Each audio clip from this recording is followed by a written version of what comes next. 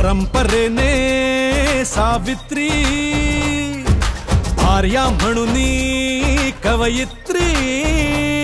ही माझी लाडकी बहीण योजना ही आपल्या मायमाऊलींच्या करता, आमच्या मुलींच्या करता आम्ही आणलेली आहे। ती माझी मायमाऊली खुरपाडीला जाते, मोलमजुरी करते आणि ती महिला ती पहिल्यांदा नवऱ्याचं बघते, मुलाबाळांचं बघते, ती स्वतःकडे दुर्लक्ष करते। ते तिचं दुर्लक्ष आम्ही पाहत आलोय लहानपणापासून आणि त्याच्याकरता आम्हाला त्यांना सक्षम करायचंय।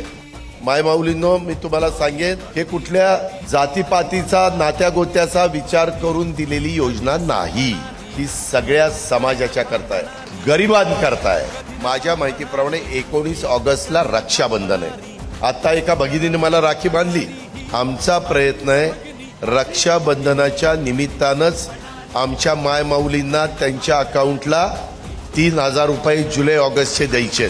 अजित दादाचा वादा आहे, ह्या योजना मी बंद होऊन देणार नाही। दादाचा वादा आहे तुम्हाला आणि तो लाभ आणि त्याच्यातनं तुम्हाला मिळणारं बळ, ह्याच्यातून तुम्ही एकदम तुमच्यात सक्षमपणा येणार आहे।